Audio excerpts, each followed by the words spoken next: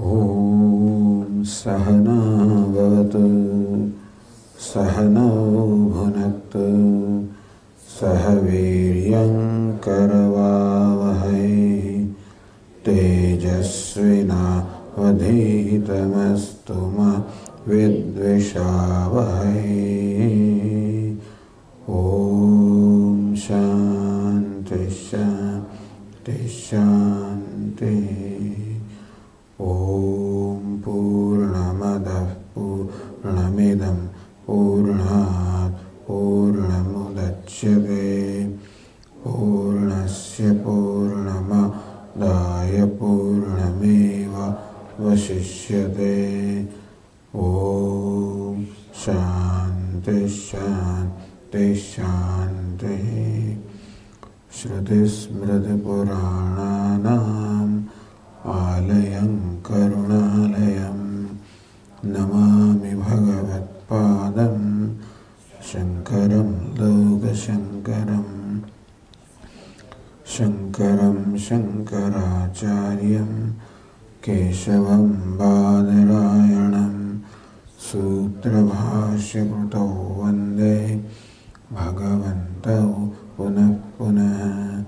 ईश्वरो गुरुरात्मेति मूर्तिभेदविभागिने व्योमवद्व्याप्तदेहाय दक्षिणामूर्तये नमः।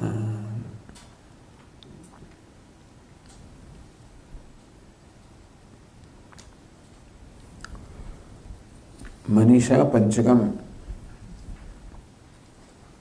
Panchhakam means a composition of 5 verses.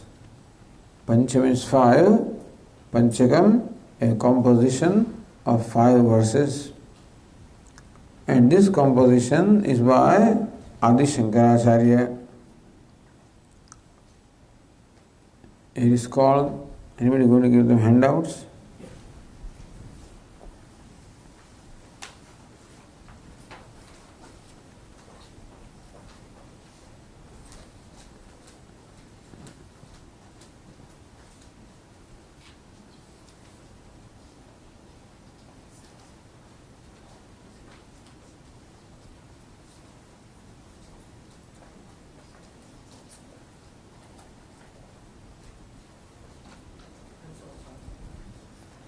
This is a composition by Adi Shankaracharya.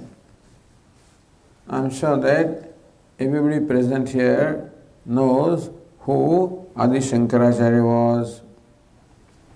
He is said to be an incarnation of Lord Shiva.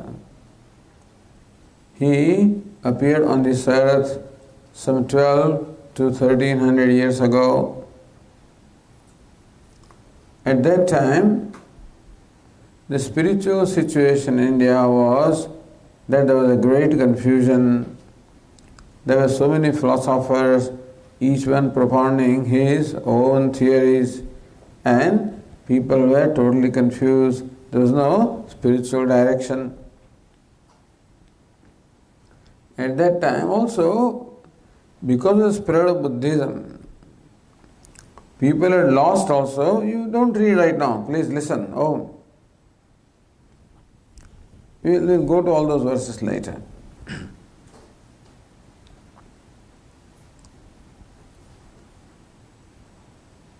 So the people had lost even the trust or faith in Vedas, because Buddhists, they do not accept Veda as pramanam, as the authentic source of knowledge.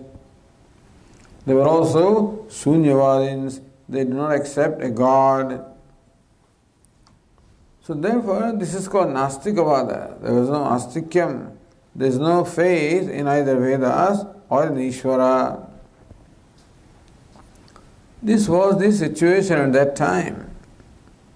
People were without any direction. At that time, Shankaracharya appeared. He was born in Kaladi in Kerala. And his parents did not have a child until they were very old. They went to a Shiva temple and prayed to Lord Shiva for a long time.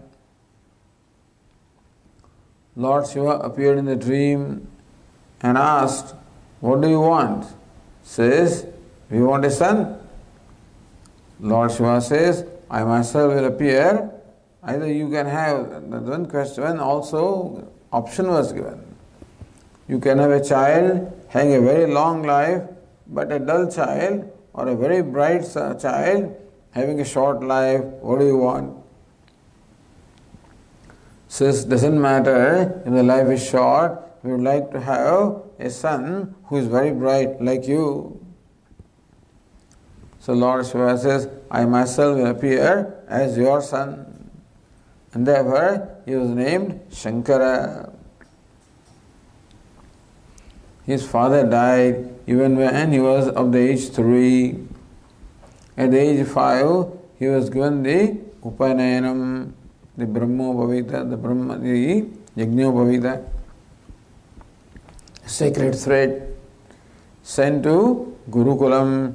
In 2 years, he mastered all the Vedas. At the age of 7, he came back fully versed with Sanskrit, and of course Malayalam was the mother tongue. And he started teaching others at the age of 7.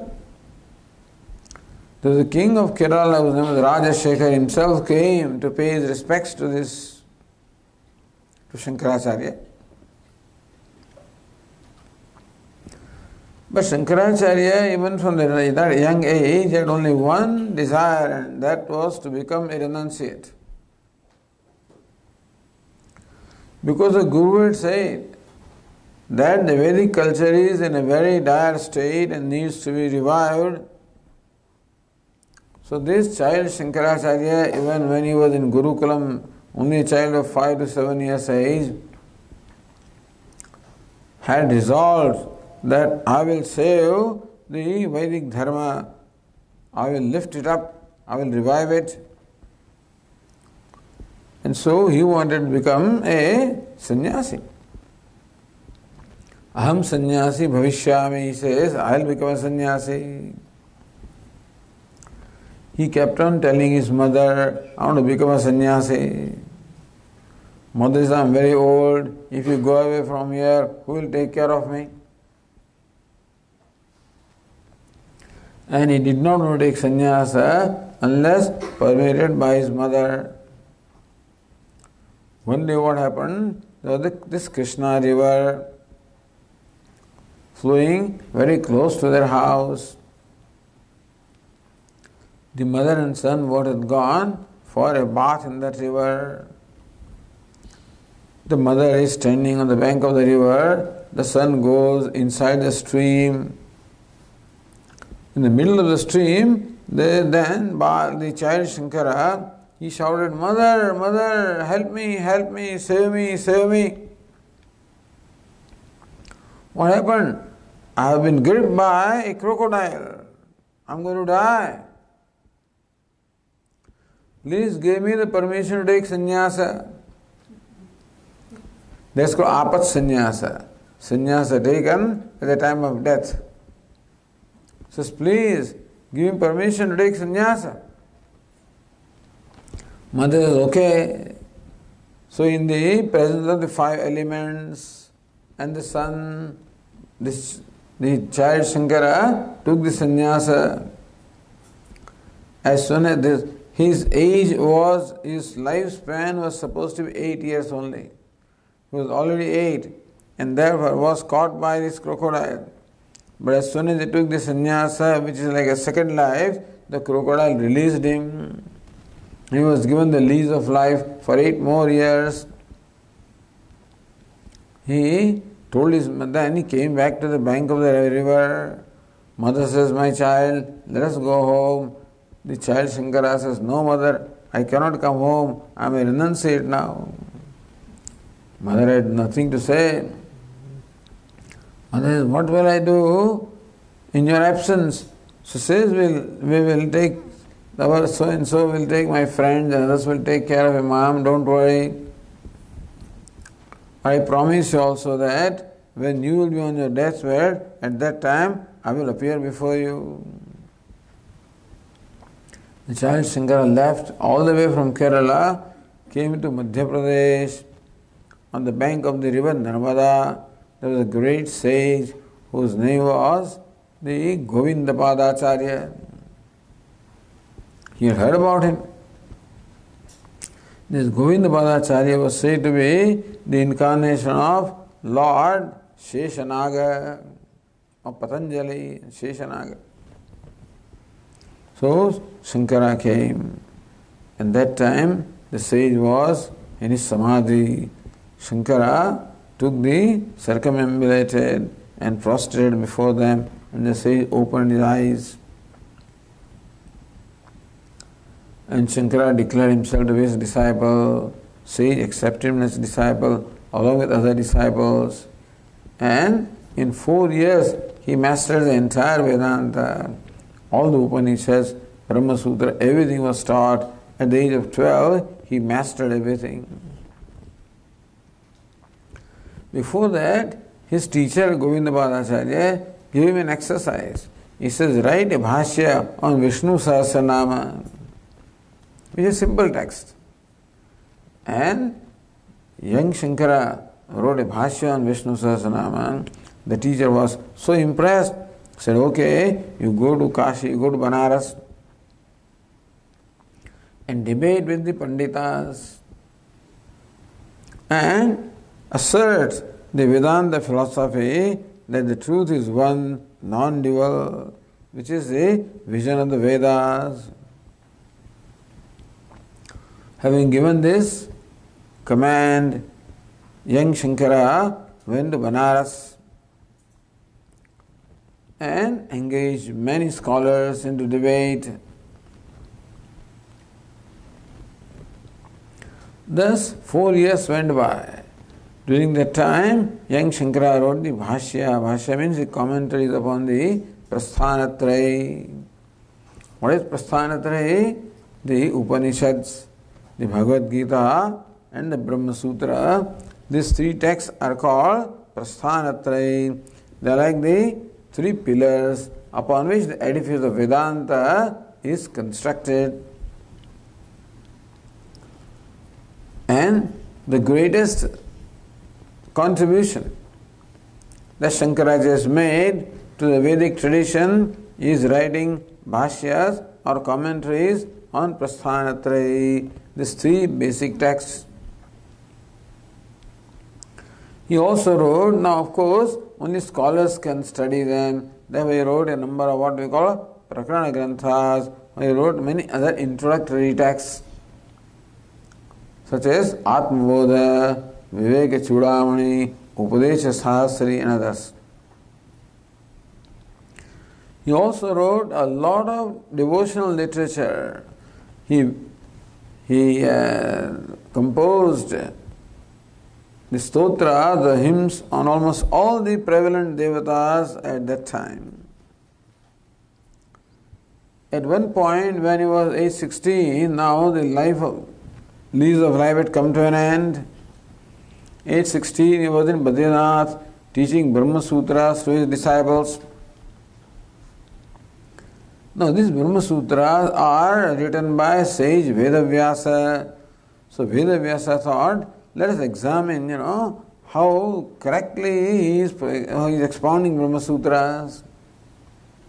So Vedavyasa appeared before Shankaracharya in the guise of an old Brahmin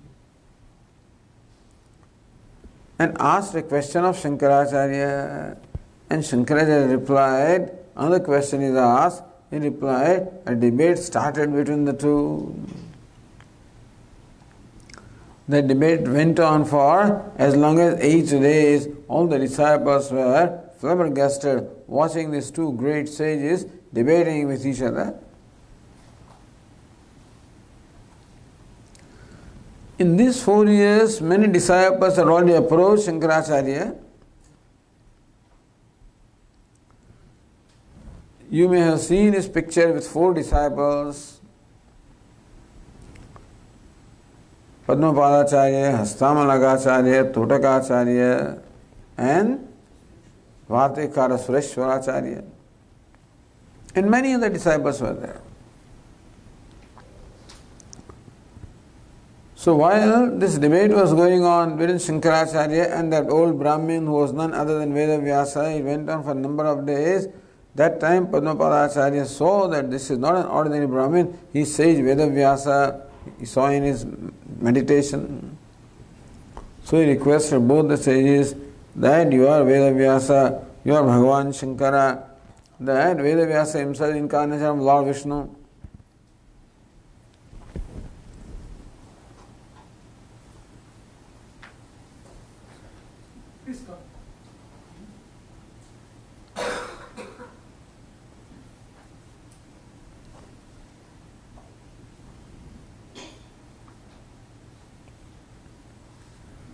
So then Vedavyasa was pleased, appeared in his original form and asked Shankaracharya that I am giving you 16 more years. He was born with a lease of life of 8 years. After he took sannyas, 8 more years were added into his life at the age 16. And after he had debated with Vedavyasa, 16 more years were added. Says you go around the country and spread the message of Vedanta.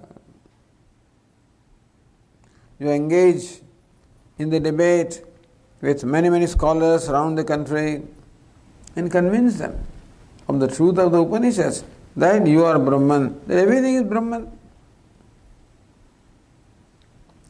Thus Shankaracharya, it is said that in those 16 years he travelled around the length and breadth of the country 3 times. Remember, there were no planes those days, there were no cars, no buses, no vehicles. You go on foot, or at the most perhaps on chariots and things like that.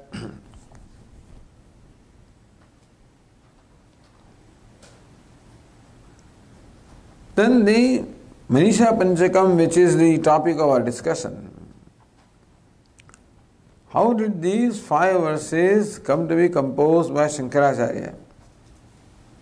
This is a composition of Shankaracharya. It is said that it was a routine on the part of Shankaracharya and his disciples. Once upon a time, they were in Banaras. It was a routine to go to the Ganges in the early morning, in the dawn time, take a dip in the Ganges, fill the Ganges water in the water pot, Kamandalu.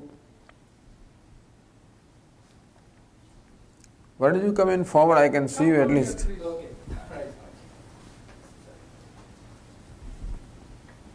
All those who can sit on the ground floor, please come forward here.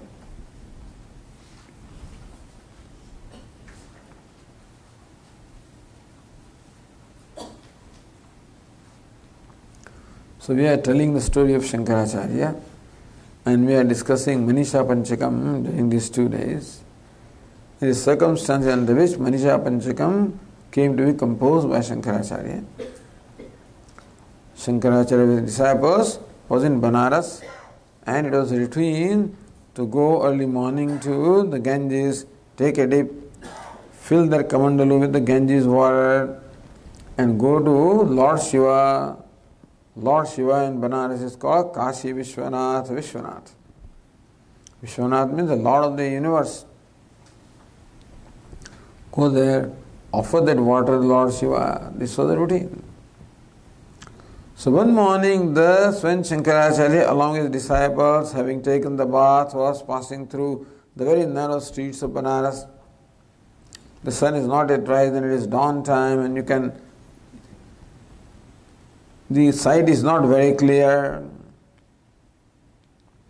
And they were uttering Lord's name and in their own mood, they were walking along the very narrow streets of Kashi. And all of a sudden, Shankaracharya discovered the street is blocked by a huge human figure. It turned out that he was a sweeper. And now Shankaracharya had already just taken the bath in the Ganges. This was customary, that you don't touch somebody who is not clean. And particularly when you have taken the bath. So some amount of untouchability prevailed.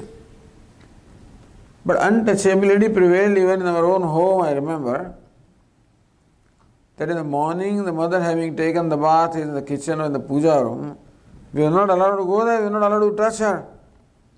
So we were also untouchable for our mother as long as we had not taken bath and clean ourselves. All of this is based on a lot of mystical things in terms of creating the right atmosphere when you are in the sanctum. And you must have the right vibrations also. That is why self-purification always is prescribed. Anyway, so when Shankaracharya saw this huge sweeper, just by habit he said, "Gacha, gacha, move away, move away." When Shankaracharya said that, the sweeper confronted him. And sweeper says, "Oh revered sir, you are asking me to move away. I will certainly move away, but I am seeking a clarification. What should move away from what?" So this, look at this handout on the very first page.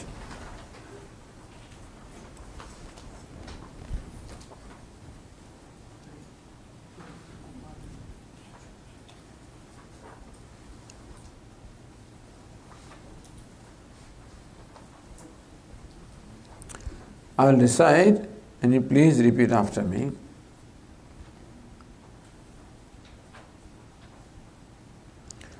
Annamayadannamaya अथवा चैतन्यमेव चैतन्यात् यतिवर दूरीकर्तुं वाञ्छसि किम् ब्रूहि गच्छ गच्छेति।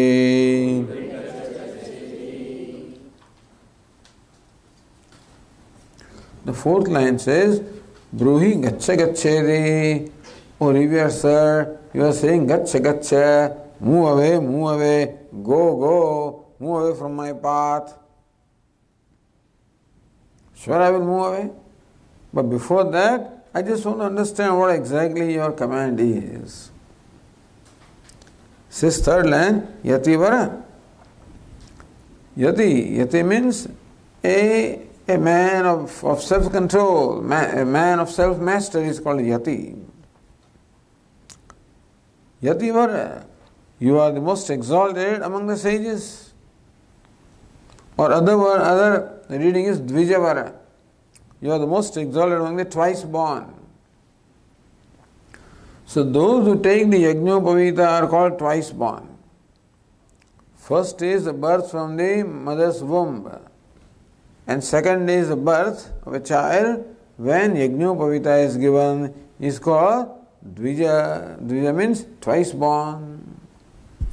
So only when the sacred thread is given, that is when the child becomes qualified to study the Vedas. So the teacher initiates the child, offers him the sacred thread, initiates him to the Gayatri mantra, and teaches him the Sandhya Vandanam.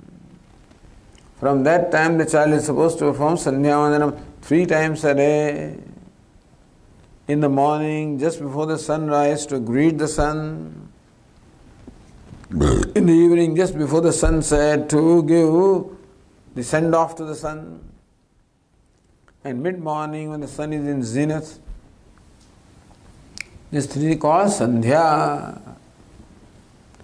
Morning Sandhya, noon Sandhya, evening Sandhya. These prayers are performed, worship is performed. So when the child does all this, then alone he is qualified to study the Vedas. the child goes to the teacher's home called Gurukulam, and there the teacher teaches him the Vedas. So, this is called Dvija. Janmada, and that is when you study the Vedas, you get really purified. Janmata jayate Shudraha. A child is Shudra, impure when it is born. Karmana bhavati Dvijaha. By rich karma such as Sandhyavandan etc., he becomes Dvija. Vedadhyayat bhaved Vipraha. By study the Vedas, he becomes Vipra. Brahma janati Brahmana. When he knows Brahma, then he is called Brahmana. Brahma can mean Veda also, Brahma can mean Param Brahma. So when he knows the Vedas, he is called Brahmana. Or when he knows Param Brahma, he is called Brahmana in the primary sense. So Dvijavara, the sweeper, says to Shankaracharya that you are Dvijavara, you are the most exalted among the twice born, you are the most exalted among all the sages. I know you very well, I have heard about you. Duri kartum vanchasi. When you vanchasi desire, duri kartum, when you desire to want me to move away, remove me from your path, then what do you mean by you? You move away, you move away. That was the command. What is meant by you? Annamayad, annamem, aga chaitanyameva chaitanyad duri kartum vanchasi kim. When you say that, move away, do you mean that annamayam, referring to his body and referring to the body of Shankaracharya, annamayat, from that pinda, or from that lump which is made of modification of food. Annamam duri kartum vanchasi. Do you want that this lump of flesh should move away from that lump of flesh? Is that what you mean when you say move away, move away? What do you mean by you? Do you refer to this body as you and refer to that body as I and want one body to move away from the other body? Is that what you mean? I am sure you do not mean that, because you are Dvijavara, you are the most learned one. You are the best among the wise also. Athva chaitanyameva chaitanyat. Or do you want that this consciousness should move away from that consciousness? Duri karna vanchasi. Very profound question. Shankaracharya simply out of habit said, move away. But this sweeper confronted Shankaracharya. He said that sweeper was none other than Lord Shiva himself, who had appeared in the guise of a sweeper to create the situation so that this composition would be created. So here there is a very interesting combination. Now the sweeper, that Lord Shiva, has come as a teacher, and Shankaracharya as Lord Shiva, the disciple. The teacher also is Lord Shiva, the disciple also is Lord Shiva. So Lord Shiva, the Ishvara, the Guru and the Self, all the three are one. Ishvaro Gururatmeti Murti Bheda Vibhagine Vyomavad Vyapta Dehaya Dakshinamurtaye Namaha. Ishvara is Lord Shiva, Guru, the sweeper, Atma, the Shishya, Shankaracharya, all of them are basically manifestations of one. Dakshinamurti. This, of course, Lord Nataraja, but Dakshinamurti also the form of Lord Shiva. So, very unique situation is created. But someone is in fact challenging Shankaracharya. And as though this question was not enough, that what do you want to move away from what? When you say go away, move away, you want this body, which is modification of food, to move away from that body, which is also modification of food, meaning that you think that I am the body and you are also body. Is that what you mean? Or the consciousness that manifests in this body, the consciousness that manifests in that body, do you want that the consciousness should move away from consciousness? And as though this is not enough, the sweeper proceeds to tell the second verse, the next verse.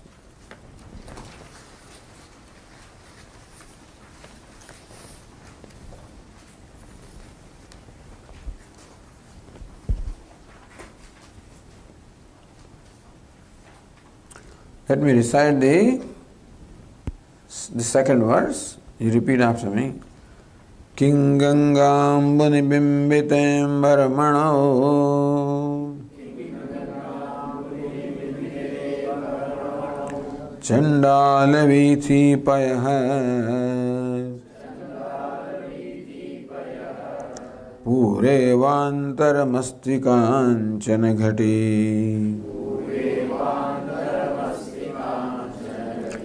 Mrutkumbhayorvambare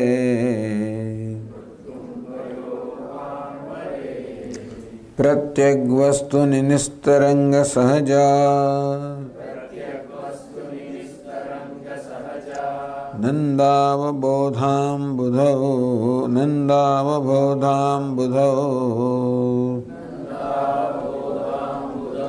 Viproyam swapachoyamityabhimaha Koyam viveda brahmaha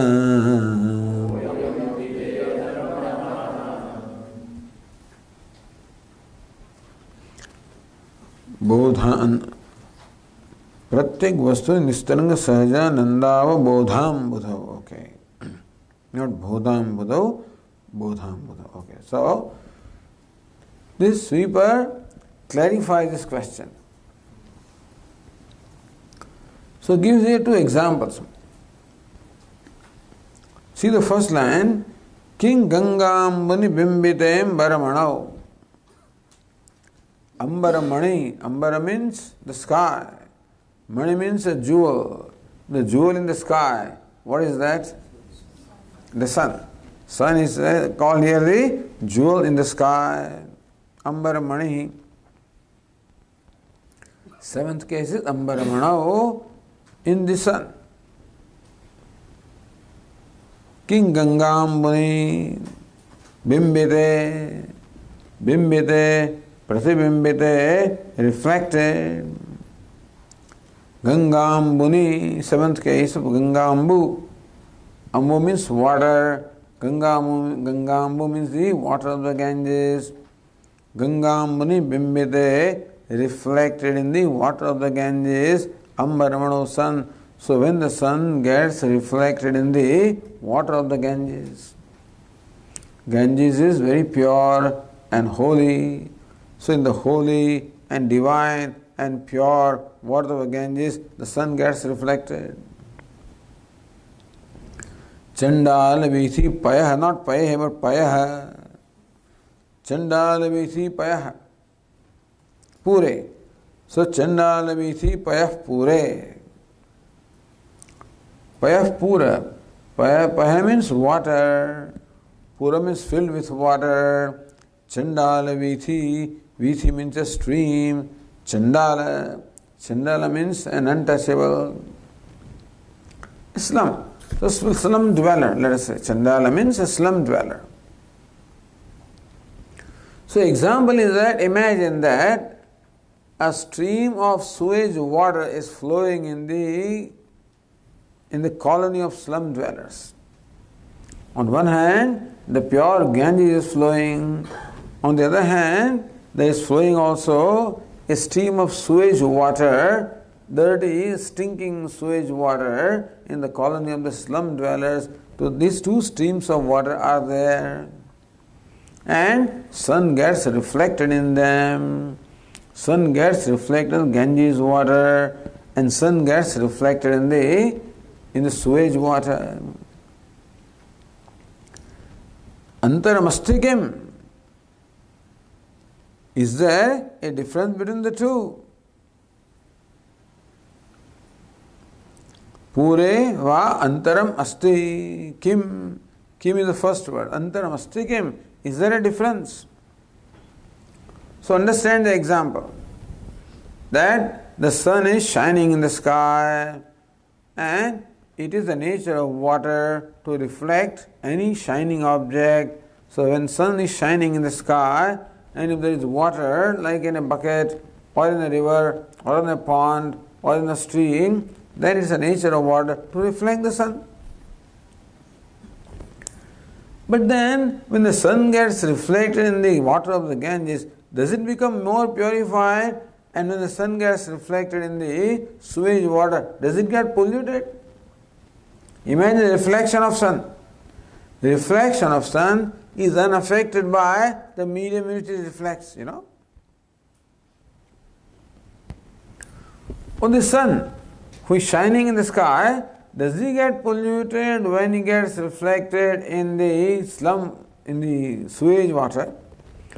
Or that sun, does he get purified or becomes holier because it gets reflected in the Ganges water? Meaning that, does the medium of reflection make any difference in the one that is reflected? I can give another example. Suppose you are standing in front of a very clean and straight mirror and there is a very correct reflection of yours.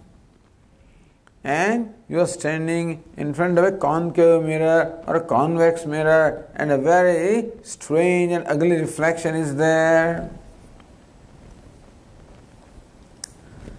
That medium of reflection, does it make any difference to you? I am called the image, that is called the reflection. Is the image in any way conditioned by or affected by the medium of reflection? No. Even though in a concave mirror I may appear to be very chubby and still I don't really become chubby, no difference is created by the difference in the reflecting medium. Similarly here, why this example? Because, O sage, you are coming from the Ganges and you are as pure as the Ganges is. I am coming from the slum, I am as impure as the slum, the sewage water is. See the beautiful examples.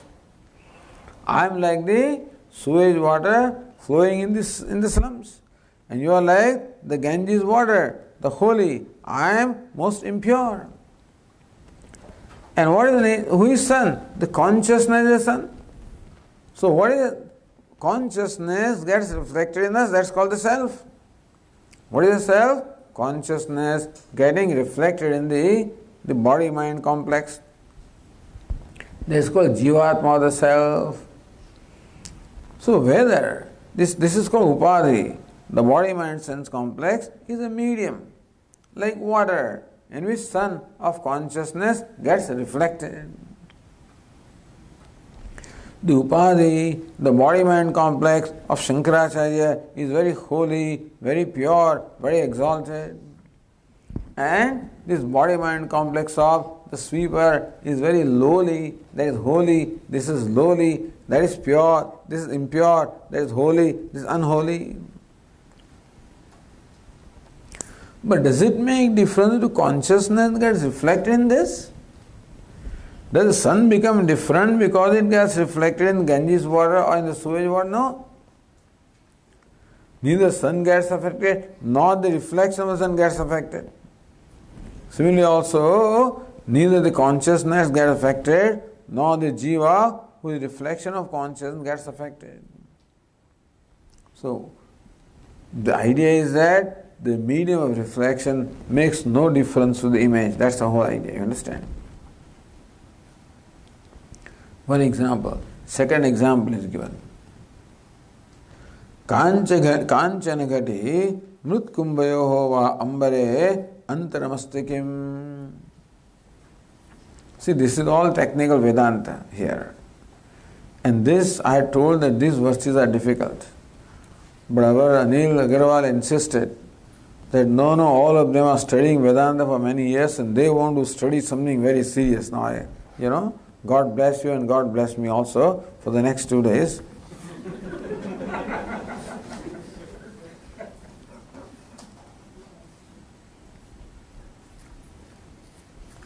But usually for a public talk we take a simpler topic where everybody can relate. This is it is a beautiful topic. And people who have been studying Vedanta for a number of years would be very happy with it, would appreciate it. But there are likely to be others here who may not be that well versed in Vedanta, in which case you will have to bear with me. We will try to make this as simple as possible, regardless of how simple we try to make, and still it may not become very simple. So bear with me, okay? We will try to make it as simple as possible, because Vedanta is simple basically. Expressed in complicated language, but it's simple. And what Vedanta teaches also is very simple. Vedanta says that you are limitless, and you are limitless, and she is limitless, and he is limitless, and everybody is limitless, and everything is limitless. What is limitless. And for limitless, there is word in Vedanta called Brahman. Sarvam khalvidam Brahma. All of this is indeed Brahman. What is Brahman? What is Ishvara? What is limitless? You and I and whatever this is manifestation of one consciousness that is limitless. That is called Brahman. That is full and complete. Meaning that you are also whole, I am also whole, you are complete, I am complete, you are limitless, I am limitless, everyone is limitless, everything is limitless. And human being has the faculty to know this, gain this knowledge. Other than human beings, other living beings do not have that intellect. They don't have the intellect with which they can know, but human being is gifted with the intellect which has the capacity for viveka or discrimination. It can discriminate between the two. The first verse said that there is this body here, but that body is not consciousness. Swami Vivekananda used to say, I am not the body with consciousness. I am not the body with consciousness. Then who am I? I am consciousness with body. I am not body with consciousness. I am consciousness with body. That's all. The equation changes. So consciousness reflected in one body is called Shankaracharya. Consciousness reflected in another body is called the sweeper. Untouchable. What difference does it make? Or another example is given. This in Vedanta is called Pratibimba Vada. The model of Pratibimba, the model of reflection. Other is called Avachcheda Vada, the model of conditioning. So another example is given. Kanchanagati mrutkumbayoho va ambare antaram astikim. Ambara means what? The space. Kanchana Ghati. Kanchana means what? Golden. Ghati means a pot or a vessel. Mrut Kumbha. Mrut means clay. Kumbha means a pot. Imagine there's a pot made of gold. There's another pot made of clay. And there is space in that pot. I don't have a pot here to illustrate, but something like this, Imagine that this is a closed vessel. There is space within that vessel, right? Another one here, the space within that also. Suppose one of this is made of gold, other one is made of clay, one is a gold pot, other is a clay pot, right? And there is space in the gold pot, space in the clay pot. So space in the golden pot, that's the space become more valuable because it is conditioned in the golden part? And does it become less valuable because it is conditioned in the clay part? Does it make any difference? Does the part or the material part, does it make any difference in the space that is conditioned by that part? You follow? Similarly, this is one part, my body-mind complex, like a part. This is yours, another part. Hers is a third part. As many living beings there are, as many upadhis or conditioning engines are there. So consciousness conditioned by this body-mind complex, consciousness conditioned by that body-mind complex. You may be a very valuable, holy person, so your body is like the golden part. I may be a very lowly person, my body may be like a clay part. But the consciousness, which is like the space, conditioned by a part, does it in any way get affected? Meaning that, does the golden part make that space golden and clay part make the space clay? No. The space is unaffected by the two, right? Just as the image is unaffected by the medium of reflection, so also the space is unaffected by the conditioning medium. So, O sage, you are like a golden part and I am like a clay part. Consciousness conditioned by you, your upadhi, and consciousness conditioned by my upadhi. Does it make a difference to consciousness? He is rebuking, he is reprimanding. How do you see the difference? Who are you and who am I? What is the difference between you and I? The whole point is, what is the difference between you and I? Further clarifying, the second half of the verse is, Pratyek vastuni nistaranga sahaja nandava bodham budhau.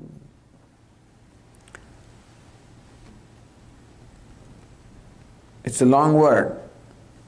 Pratyek vastuni. Pratyek vastu means Atma, the indwelling self. Pratyek vastu, the indwelling self. That self or the consciousness that dwells in this body-mind complex, how is it? It says it is limitless. The consciousness, the self that is dwelling in this body is like ocean, ambudhi, like ocean. What does ocean stand for? Stands for that which is shoreless, which is boundless. Ocean is an example of boundless or limitless. So understand that even though our body-mind complex is so limited, the consciousness manifesting in this body-mind is limitless. Like this bulb may be a small little bulb, but electricity manifesting through that bulb is what? 66,000 volts transmitted, So small bulb does not mean electricity is small, big bulb does not mean electricity becomes big, right? Similarly, the small impure upadhi does not make consciousness impure. Your holy upadhi does not make consciousness holy. So, pratyek vastuni nistaranga sahaja nandava bodham budhau. Very beautiful example is given here to explain what is the nature of the self. Ambudhi, bodham buddhi. Bodha means knowledge or consciousness. Bodham buddhi, the ocean of consciousness. What is the ocean? The boundless or limitless. So what's the nature of self? The ocean of consciousness, the boundless consciousness. Of what? Sahajananda. Same consciousness, there is Ananda. Consciousness is the same as Ananda or happiness. Sometimes Ananda is translated as bliss, but anyway, so Anandam, so that word is not even translated here. But the ocean of limitless consciousness, there is Ananda or happiness or fullness.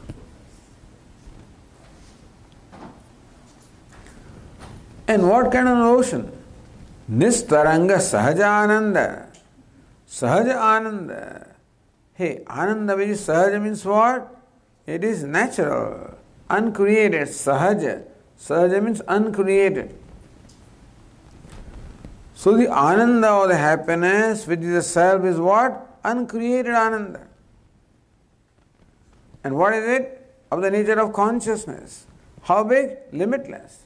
So self which is limitless consciousness of the nature of Ananda or wholeness, which is uncreated, which is eternal, which is ever there. And the ocean also is called Nistaranga. Taranga means a wave, Nistaranga means waveless. So you see, when you see the ocean, there are waves that create a bit of a disturbance on the surface. But imagine waveless ocean. Then ocean is by itself very profound.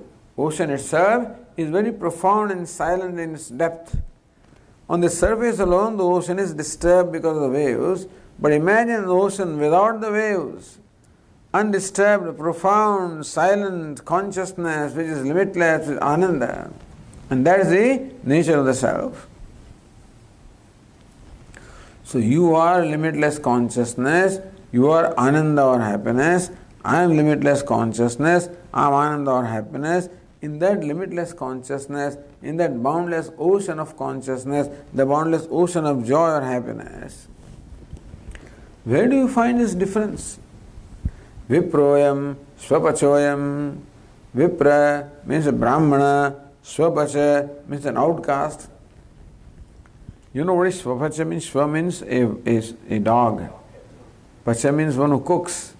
So one who is a dog eater. That's a translation. The one who cooks the dog. Anyway, here it is outcast.